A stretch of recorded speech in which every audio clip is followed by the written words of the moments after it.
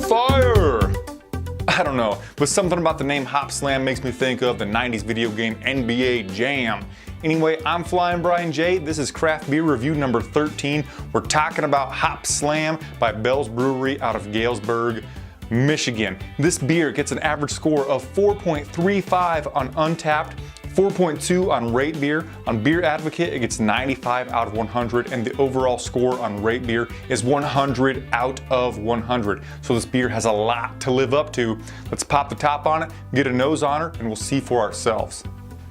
Straight away, the artwork is pretty damn cool. I know that I said that the artwork on Hopscape by Sam Adams wasn't that cool. This is kind of similar, but I do like this better. I like the color scheme with the hop on top of the dude, slamming him down. I'm assuming something that is unavoidable and that I just really need to talk about is the resemblance between this hop and a marijuana nugget. Not that I know anything about the latter there, but it does look like what I've seen on movies of a marijuana nugget. So anyway, artwork's pretty cool. Let's pop the top, get a look at her.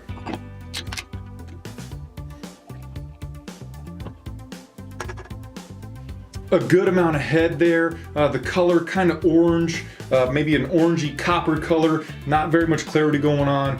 2 fingers ahead. You could smell it as soon as you pop the top on it. There's some grapefruit, citrusy orange that is emanating from the damn thing straight out of the chute.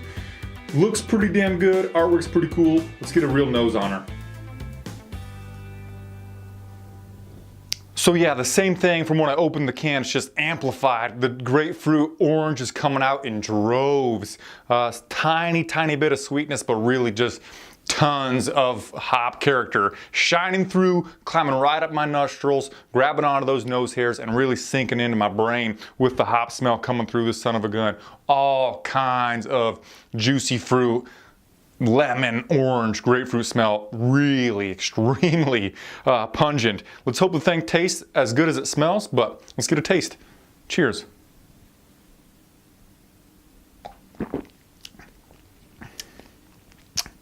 Ooh, yeah, son of a gun. So I've mentioned in the past that according to Oregon State University, the maximum amount of IBUs that is perceptible to the human palate is between 60 and 70. So it's not overwhelmingly bitter.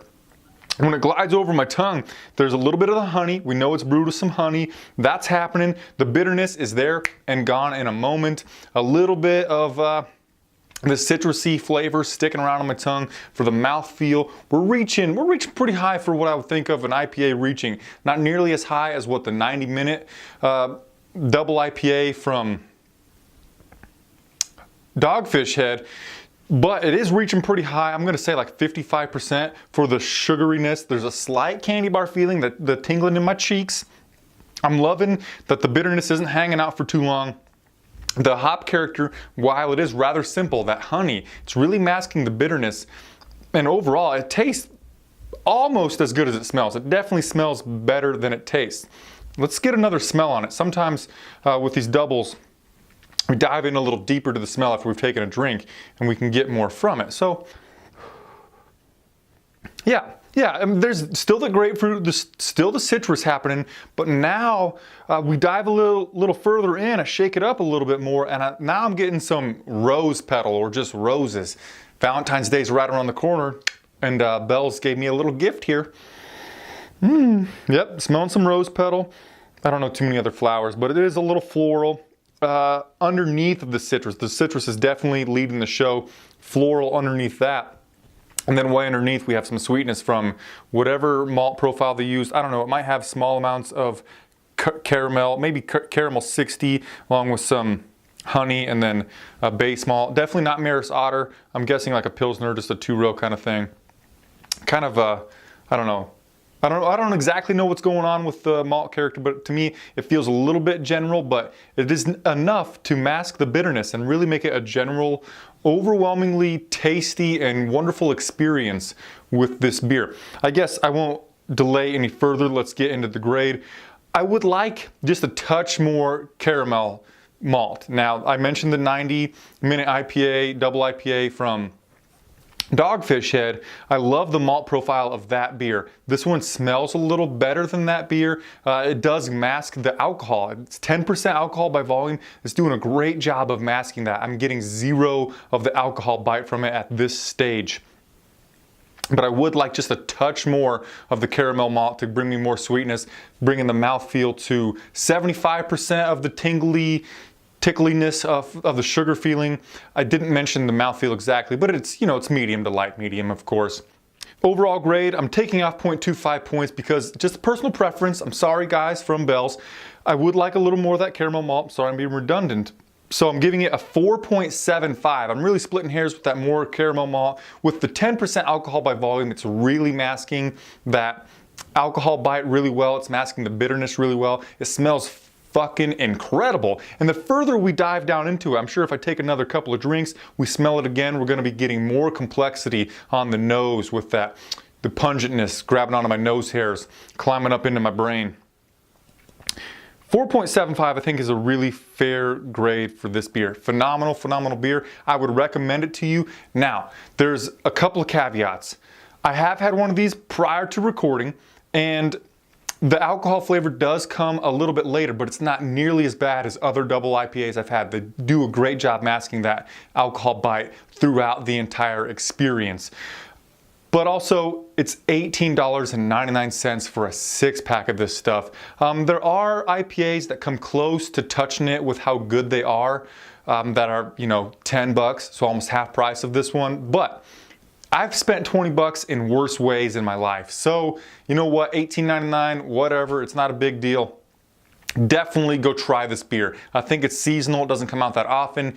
Hopslam by Bell's Brewery out of Galesburg, Michigan is an absolute must-have for any hop head. Thank you guys so much for watching the video. Do you agree with my 4.75? If not, tell me why in the comment section down below. Please give the video a thumbs up, share it on all of your favorite social media websites, subscribe to the channel, and I'll see you on my next beer rating or beer review, whatever it is.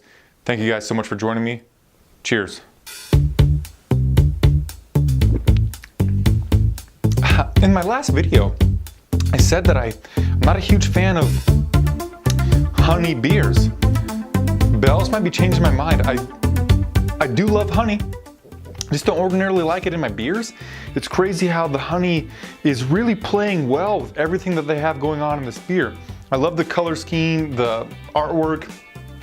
I absolutely am crazy about how they are masking the bitterness with just a kind of plain malt character or malt profile. They did phenomenal fucking things with this beer. I still don't know about the $18.99, but son of a bitch.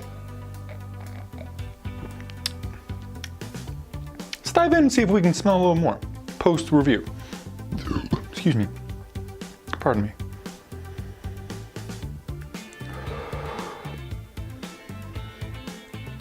You know what I forgot to mention? It gives you that warm, fuzzy feeling right there in the middle of your brain, like after half of one. I know it is 10%, but just half of one and you're getting like, hey, hey, let's have a good time tonight, yoo-hoo! You know, yee-yee, that type of shit. Smell at this point, I'm getting a little more of the malt profile. I'm smelling a lot of honey coming through. I recently brewed a beer where I basically put no hops in it. And you know, you're getting a lot of that sweetness, a lot of that sugar, just malt smell coming right through. Not necessarily a malt liquor, but something like that. So deep down in here, I'm snagging some of that, you know, right up in that. Ooh, excuse me, I'm sorry, pardon me. Yeah, you know, they say it's a world-class beer, and I can't disagree. Maybe I should start taking off points like at 0.125 per thing I dislike. But you know what? I feel pretty good about saying that I take off 0.25 for the, I would add more caramel malt, but that's a personal preference. If I were to make this beer, just add, I don't know, 5 SRM, maybe 10 SRM, level bond, whatever. And make it a little darker, make it a little more sweet, have some more residual sweetness, but who am I to say? I'm just a fucking goofy guy talking on YouTube to himself in front of a camera. Cheers.